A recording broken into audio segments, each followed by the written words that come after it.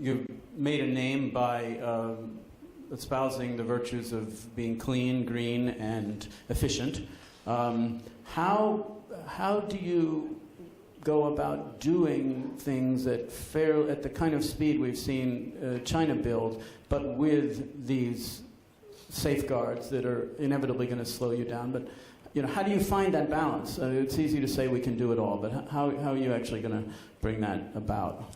I propose the basic principle for AIIB: lean, clean, and green.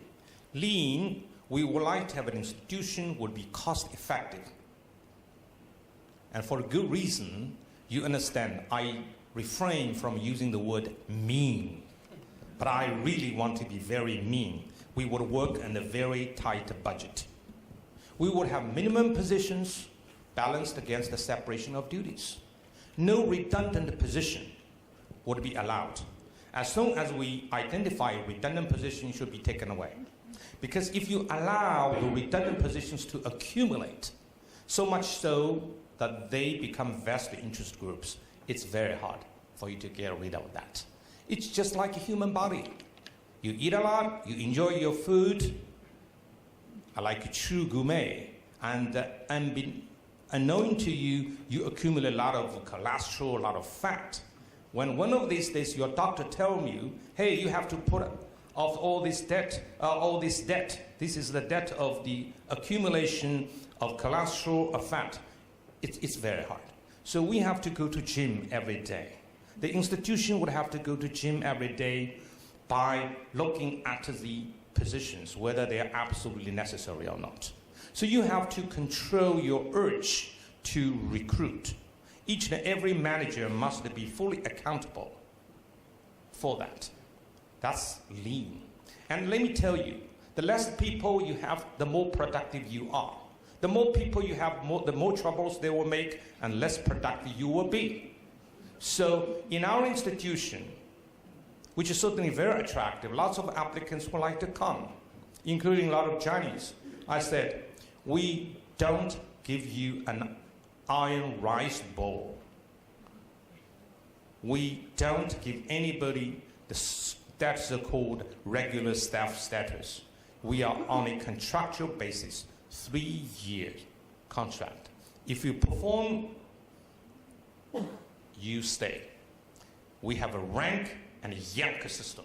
If you don't perform, the position is gone. So take the risk. If you want to join, you have to work very hard. And I can tell you, we don't need any boss who's not working, who is only dictating. We don't need these kind of people. I myself is a worker. For each and every policy papers, every document, I read every word. And I edit every piece of paper.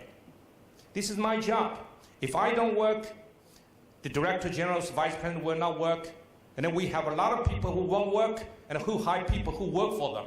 And this institution would be impossible. So this is clean. When China proposes this kind of institution, some people would say, well, the governance would be a huge problem. But you see, no government in this world has been so determined as the Chinese government in cracking down on corruption. Okay. Can you tell me any government in this world who's so determined to crack down on corruption? This institution would be flexible in its operational policies, but it would be inflexible on 2 major aspects. One is anti-corruption. The other is environmental protection and protection of the people who might be displaced by the infrastructure investments. So we would be squeaky clean. There will be ethical unit. This unit would be monitoring the behavior of the president all the way down to the rank and file. You may ask me how. Indeed, it's very easy. Now, I make a rule Anybody who's appointed to be the head of the integrity department cannot be removed by the president without rhyme or reason. And this is the only way he or she can monitor the behavior of the president. And he or she has a right to report directly to the board. You have no worries. And also I made a rule. Sometimes there are petty corruptions in some of these institutions. Not major issues, taking hundreds of thousands of millions of dollars. No. Petty corruption is also very bad. For instance, I know in some institutions, the staff is under the pressure from his or her boss to do something irregular, to agree to award a contract to some company. And if the staff refuses to take the order from his or her boss, his promotion will not be possible.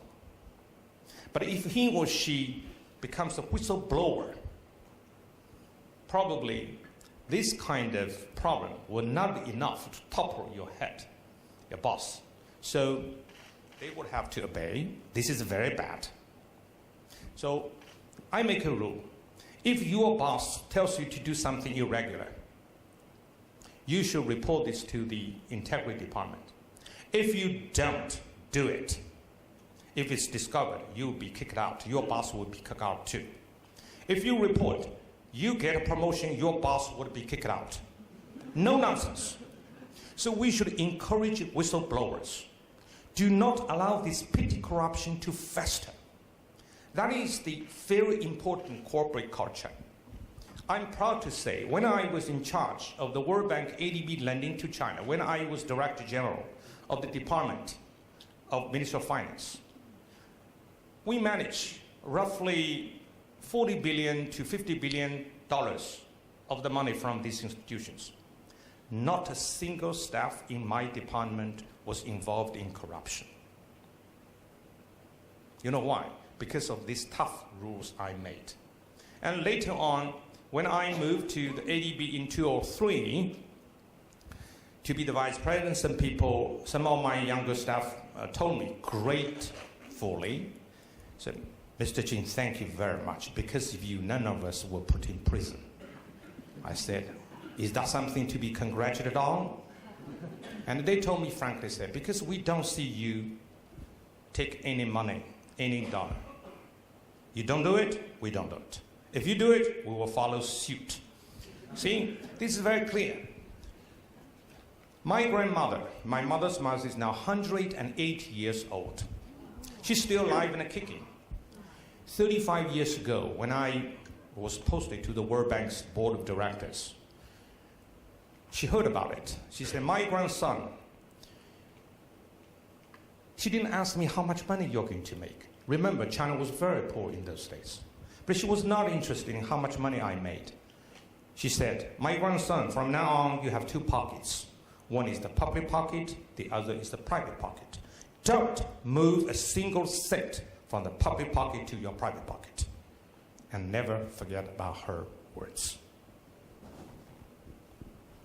And green. Green is obvious. We need to promote green economy, global warming, emissions of carbon dioxide and sulfur dioxide, all these kind of things. I think it's possible for us to strike a proper balance between environmental protection and economic development. Indeed, sustained economic development depends on environmental protection. If in a poor country, the people would have to be worried about the breakfast next day, they would have no qualms cutting down trees, doing something which will be harmful to the environment, because they don't have the means to provide for themselves. So only economic development can help with environmental protection, so that we would be in a virtuous circle.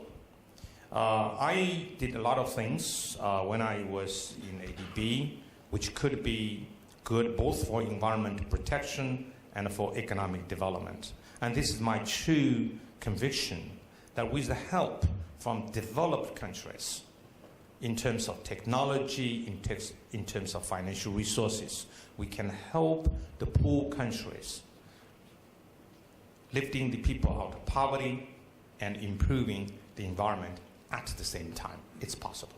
That's why we would like to have a bank with the principle of being lean, clean, and green.